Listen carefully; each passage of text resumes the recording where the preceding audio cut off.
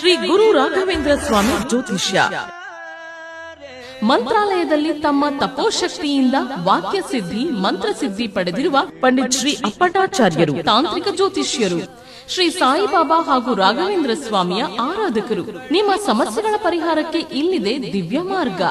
Divorce problem, ಅನಾರೋಗ್ಯ, ಪ್ರೇಮ ವಿಚಾರ, ಸಂತಾನ, ಸಾಲಬಾಧೆ, ಕೋರ್ಟ್ ಕೇಸ್, ವ್ಯಾಪಾರ, ಮಾಟ ಮಂತ್ರ ತಡೆ, ಶತ್ರುಕಾಟ, ಕೌಟುಂಬಿಕ ಕಲಹ, ಇನ್ನೂ ನಿಮ್ಮ ನಿಗೂಢ ಗುಪ್ತ ಸಮಸ್ಯೆಗಳಿಗೆ ಶ್ರೀ ರಾಘವೇಂದ್ರ ಸ್ವಾಮಿಯ ಮೂಲ ಬೃಂದಾವನ ರಹಸ್ಯ ಬಲಿಷ್ಠ ಪೂಜಾ ಶಕ್ತಿಯಿಂದ ಕೆಲವೇ ದಿನಗಳಲ್ಲಿ ಶಾಶ್ವತ ಪರಿಹಾರ ಶತಸಿದ್ಧ.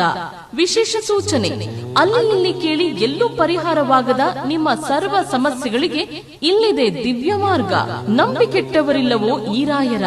ನೀವು ಬಯಸುವ ನೆಮ್ಮದಿಯ ಜೀವನಕ್ಕಾಗಿ ಒಮ್ಮೆ ಸಂಪರ್ಕಿಸಿ. ಶ್ರೀ ಗುರು ರಾಘವೇಂದ್ರ ಸ್ವಾಮಿ ಜ್ಯೋತಿಷ್ಯ, ಪಂಡಿತ್ ಶ್ರೀ ಅಪ್ಪಟಾಚಾರ್ಯರು. ಫೋನಿನ ಮೂಲಕ ಪರಿಹಾರ. ಮೊಬೈಲ್ ಸಂಖ್ಯೆ 9008111181. ಎಲ್ರಿಗೂ ನಮಸ್ಕಾರ.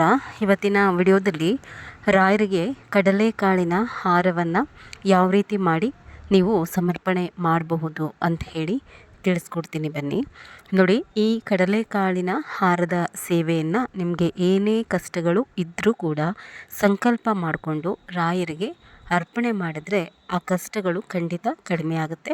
ಅಥವಾ ಮನಸ್ಸಿನಲ್ಲಿ ಏನಾದರೂ ಸಂಕಲ್ಪ ಮಾಡಿಕೊಂಡು ಈ ಹಾರ ಅರ್ಪಣೆ ಮಾಡಿದ್ರೂ ಕೂಡ ಗುರುಗಳು ಅದನ್ನು ಈಡೇರಿಸಿ ಕೊಡ್ತಾರೆ. ಏನೇ ಕಷ್ಟಗಳಿದ್ರೂ ಕೂಡ ನೀವು ಈ ಕಡಲೆಕಾಳಿನ ಹಾರವನ್ನು ಗುರುವಾರದ ದಿವಸ ರಾಯರಿಗೆ ಸಮರ್ಪಣೆಯನ್ನು ಮಾಡಬಹುದು.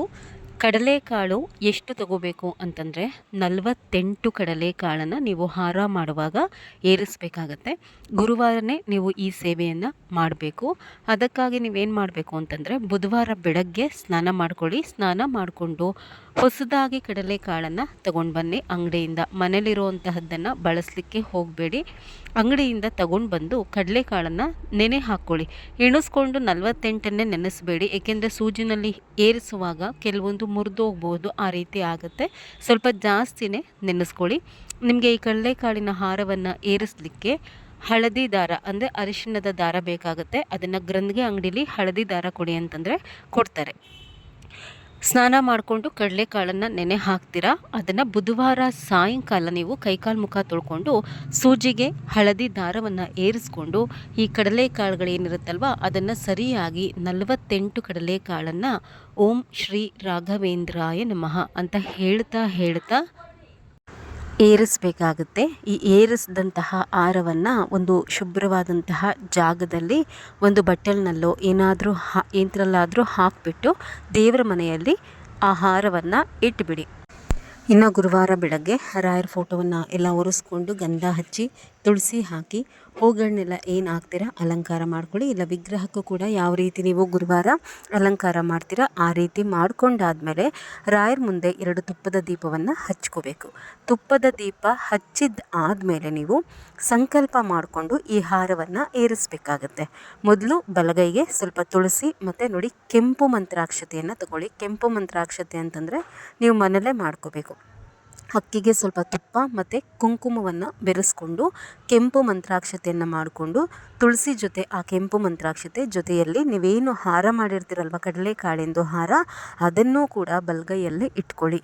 ಏನು ಕಷ್ಟ ಕಳಿಬೇಕು ಅಂತಂದು ಅಥವಾ ಮನಸ್ಸಿನಲ್ಲಿ ಯಾವ ಇಷ್ಟವನ್ನು ಇಟ್ಕೊಂಡು ಈ ಸೇವೆಯನ್ನು ಅಂದರೆ ಕಡಲೆಕಾಳಿನ ಹಾರವನ್ನು ರಾಯರಿಗೆ ಅರ್ಪಣೆ ಮಾಡ್ತಾ ಇದ್ದೀರಾ ಅಂತ ಹೇಳಿ ಮನಸ್ಸಿನಲ್ಲಿ ಪ್ರಾರ್ಥನೆ ಮಾಡಿಕೊಂಡು ರಾಯರ ಫೋಟೋಗೆ ಅಥವಾ ರಾಯರ ವಿಗ್ರಹಕ್ಕೆ ಈ ಕಡಲೆಕಾಳಿನ ಹಾರವನ್ನು ಅರ್ಪಣೆ ಮಾಡಿ. ಇದಾದಮೇಲೆ ಊದ್ಗಡ್ಡಿ ತಗೊಂಡು ಅಗರಬತ್ತಿ ಅಂತಾರಲ್ವ ಅದರಿಂದ ಧೂಪವನ್ನು ತೋರಿಸಿ ಇದಾದ ನಂತರ ತಪ್ಪದೆ ರಾಯರ ಅಷ್ಟೋತ್ತರವನ್ನು ಹೇಳ್ಕೊಳ್ಳಿ.